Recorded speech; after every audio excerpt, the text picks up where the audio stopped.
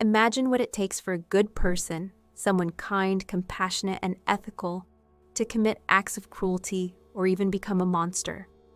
Imagine someone you admire, someone you trust, transforming into someone you barely recognize.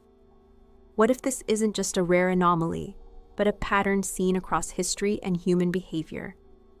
We are delving into one of the most provocative and unsettling questions about human nature. Why do good people sometimes do bad things? By exploring this, we can uncover the unsettling mechanisms that push ordinary individuals into darkness, and perhaps more importantly, how to recognize and resist these forces. This exploration takes us into psychological experiments, historical events, and philosophical reflections that expose the thin line separating good from evil. It serves as a mirror, forcing us to look inward and ask, what would I do in their place? Could I too be swayed by these forces? Examining these ideas can fundamentally change the way you see the world and yourself. The Lucifer effect is a concept popularized by the psychologist Philip Zimbardo, who conducted the infamous Stanford prison experiment. What he revealed was profoundly unsettling. The environment we are placed in, the roles we adopt, and the authority we obey can twist even the most virtuous individuals into perpetrators of harm. Think about it. History is filled with examples of ordinary people who committed extraordinary atrocities. The guards in Nazi concentration camps, the soldiers who carried out ethnic cleansing, or even the bystanders who stood silent as horrors unfolded. All of these individuals were not born evil. They were in many cases regular people swept up in circumstances that unleashed the darkest parts of human nature. Why does this happen? The answer lies in a combination of psychological and social forces that shape behavior. First, there is the power of authority. Psychologist Stanley Milgram's obedience experiments in the 1960s showed that people would go to extreme lengths, even inflicting pain on others, when instructed by an authority figure. In his study, participants were asked to deliver electric shocks to another person who was actually an actor pretending to feel pain. Shockingly, most participants continued administering shocks, even when they believed they were causing severe harm, simply because they were told to do so. Now think about your own life. How often do we follow instructions without questioning them, whether it's from a boss, a leader, or even societal norms? What would you do if someone in a position of power asked you to compromise your morals for the greater good? Another critical factor is the concept of dehumanization. When we strip others of their humanity, labeling them as the enemy, subhuman, or less than, it becomes easier to justify acts of cruelty. This is a tactic used time and again in propaganda, war, and even everyday conflicts.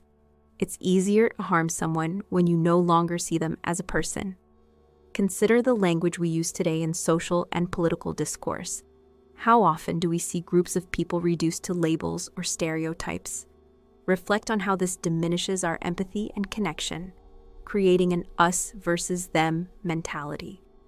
But dehumanization is only part of the puzzle. Social roles and group dynamics also play a significant role. Zimbardo's Stanford prison experiment vividly demonstrated this. College students were randomly assigned to be either guards or prisoners in a simulated prison environment. Within days, the guards began to exhibit abusive behavior, and the prisoners showed signs of extreme stress and submission.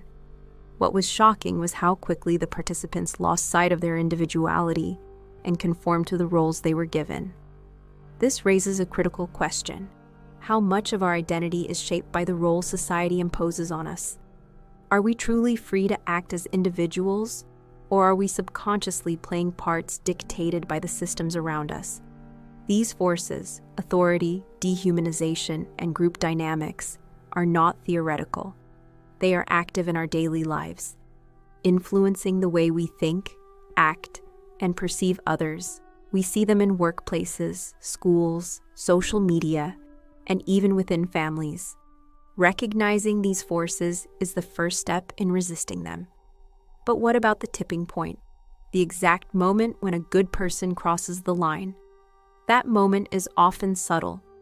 It begins with small compromises, a decision to stay silent when witnessing injustice, an agreement to follow along just this once. Over time, these small choices accumulate, creating a slippery slope that can lead to profound moral failure. Pause for a moment and think. Have you ever made a choice that went against your values because it felt easier or safer? What were the consequences? Addressing these ideas allows us to explore how to recognize these moments before they spiral out of control. More importantly, it helps us uncover how to foster resilience against these psychological forces. Let's confront an even deeper question.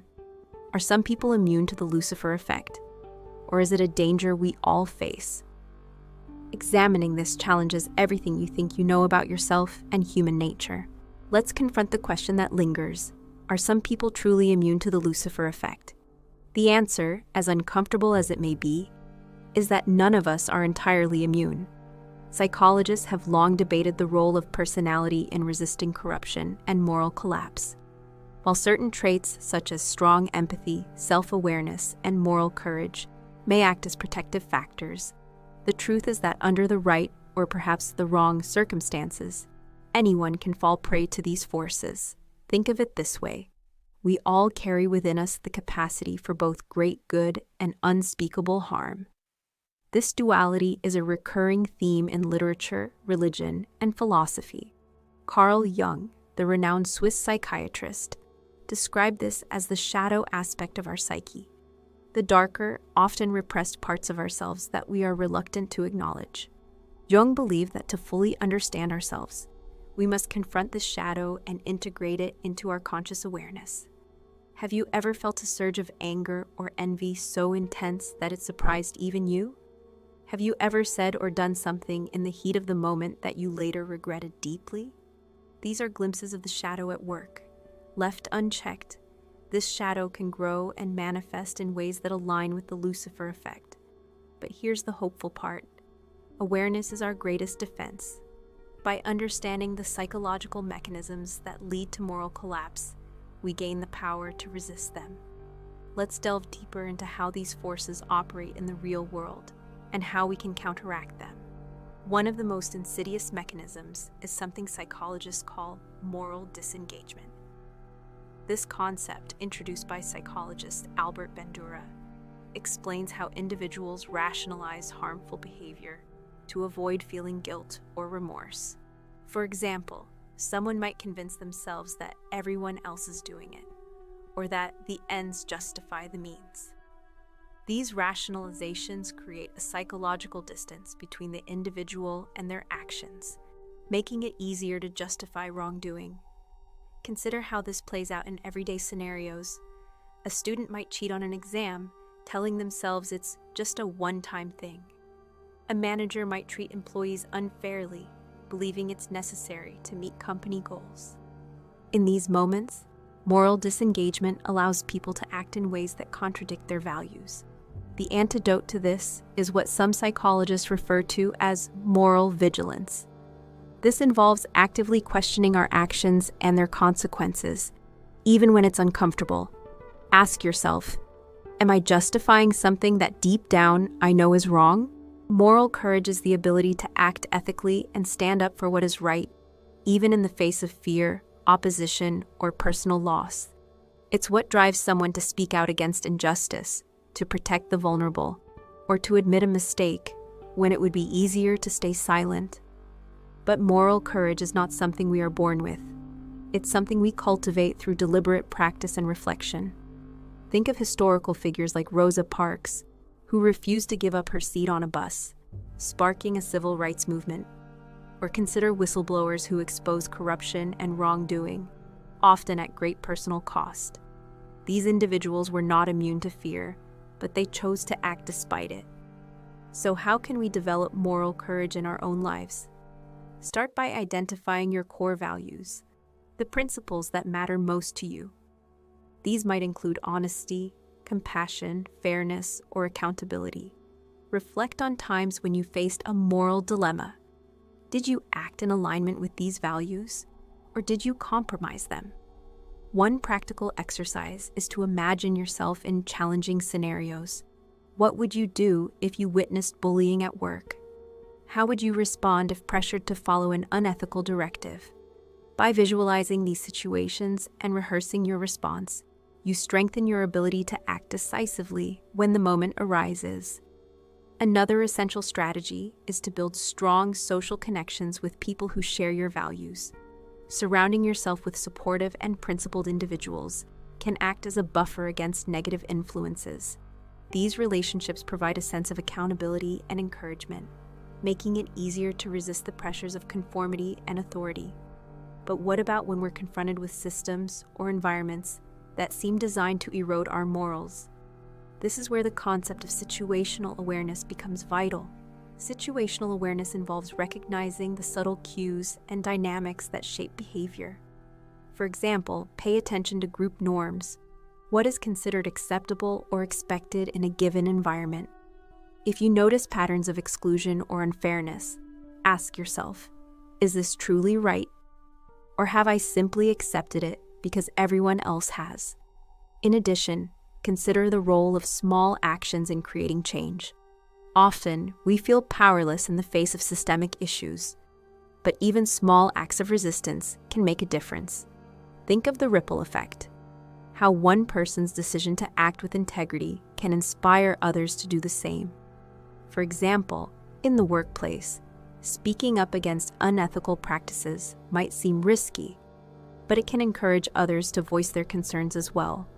Similarly, choosing kindness and understanding in everyday interactions can challenge the culture of dehumanization that often permeates society. Let's also address the critical importance of self-reflection. The philosopher Socrates famously said, "The unexamined life is not worth living." Self-reflection allows us to identify our biases, acknowledge our mistakes, and grow from them. It's not about perfection, but about progress, becoming a little better, a little more aware with each passing day. Make it a habit to regularly ask yourself questions like, what motivated my actions today? Did I treat others with respect and empathy? Were there moments when I stayed silent when I should have spoken up? By reflecting on these questions, you train yourself to act with greater intention and integrity. But what about the ultimate question? Can the Lucifer effect ever be completely neutralized? While the answer may depend on individual and societal factors, the key lies in fostering what psychologist Philip Zimbardo calls a heroic imagination. The heroic imagination is the mindset that allows ordinary people to take extraordinary actions in the face of moral challenges. It's the belief that you too can make a difference, that heroism is not reserved for the exceptional, but is accessible to all of us. To cultivate this mindset, start by looking for opportunities to practice small acts of heroism.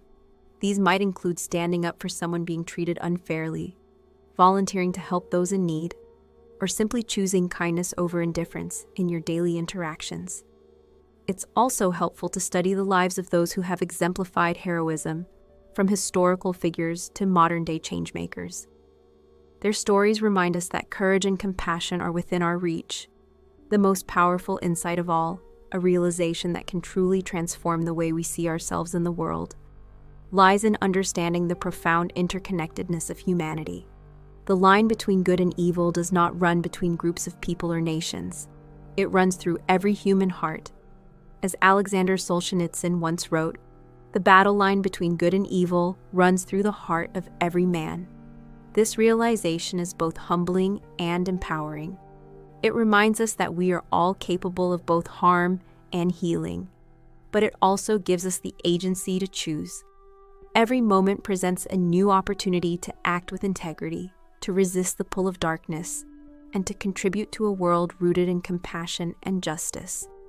Exploring how these ideas can be applied to your own life allows us to uncover practical steps to not only resist the Lucifer effect, but to become a force for good in a world that desperately needs it. The first step is to recognize your influence. No matter how small or insignificant your role may seem, you have the power to shape the environment around you. In every interaction, you contribute to the norms and values that guide others. Are you fostering a culture of kindness, fairness, and accountability? Or are you silently allowing harmful behaviors to persist? Let's also address the critical importance of self-reflection. The philosopher Socrates famously said, "The unexamined life is not worth living." Self-reflection allows us to identify our biases, acknowledge our mistakes, and grow from them. It's not about perfection, but about progress, becoming a little better, a little more aware with each passing day. Make it a habit to regularly ask yourself questions like, what motivated my actions today? Did I treat others with respect and empathy? Were there moments when I stayed silent when I should have spoken up? By reflecting on these questions, you train yourself to act with greater intention and integrity. But what about the ultimate question? Can the Lucifer effect ever be completely neutralized? While the answer may depend on individual and societal factors, the key lies in fostering what psychologist Philip Zimbardo calls a heroic imagination. The heroic imagination is the mindset that allows ordinary people to take extraordinary actions in the face of moral challenges. It's the belief that you too can make a difference, that heroism is not reserved for the exceptional, but is accessible to all of us. To cultivate this mindset, start by looking for opportunities to practice small acts of heroism. These might include standing up for someone being treated unfairly, volunteering to help those in need, or simply choosing kindness over indifference in your daily interactions. It's also helpful to study the lives of those who have exemplified heroism, from historical figures to modern-day changemakers. Their stories remind us that courage and compassion are within our reach. The most powerful insight of all, a realization that can truly transform the way we see ourselves in the world, lies in understanding the profound interconnectedness of humanity. The line between good and evil does not run between groups of people or nations. It runs through every human heart. As Alexander Solzhenitsyn once wrote, "The battle line between good and evil runs through the heart of every man." This realization is both humbling and empowering. It reminds us that we are all capable of both harm and healing, but it also gives us the agency to choose. Every moment presents a new opportunity to act with integrity, to resist the pull of darkness, and to contribute to a world rooted in compassion and justice. Exploring how these ideas can be applied to your own life allows us to uncover practical steps to not only resist the Lucifer effect, but to become a force for good in a world that desperately needs it. The first step is to recognize your influence. No matter how small or insignificant your role may seem, you have the power to shape the environment around you. In every interaction, you contribute to the norms and values that guide others. Are you fostering a culture of kindness, fairness, and accountability? Or are you silently allowing harmful behaviors to persist? Consider the story of someone who changed the course of history through seemingly small actions. Oskar Schindler, a German industrialist during the Second World War. While initially motivated by profit, Schindler used his resources to save the lives of over 1,000 Jewish people from the Holocaust. His story is a testament to how a single individual, even amidst one of history's darkest chapters, can make a profound difference. You don't need extraordinary circumstances to follow this example. You can start in your own community, workplace, or even within your family. Speak up when you see injustice. Offer support to someone who feels isolated. Challenge stereotypes and assumptions that divide people. These small acts, when multiplied, have the power to transform not only individual lives, but entire communities. Another vital step is to educate yourself and others. Knowledge is one of the most effective tools against manipulation and moral erosion. Study history, psychology, and philosophy to deepen your understanding of how and why people make the choices they do. Share this knowledge with others, not to preach or lecture, but to spark meaningful conversations that inspire reflection and growth. For example, have you ever considered how much the stories we consume influence our thinking? Films, books, and media often shape our perceptions of good and evil, right and wrong. By seeking out narratives that challenge your assumptions and broaden your perspective, you build a more nuanced and compassionate understanding of the world. Let's also talk about resilience in the face of pressure. Standing up for what is right often comes with risks, social rejection, professional consequences, or even personal loss. This is why resilience is so crucial. Resilience doesn't mean being fearless. It means continuing to act in accordance with your values, even when fear is present. To build resilience, focus on practices that strengthen your mental and emotional well-being. These might include mindfulness, meditation, journaling, or seeking guidance from mentors and trusted friends. Surround yourself with a community of people who uplift and inspire you. Resilience is not something you build alone. It thrives in connection with others. But what happens when we fail? Because inevitably, we will. There will be moments when fear or pressure gets the better of us, when we act in ways we later regret. This is where the concept of self-forgiveness becomes essential.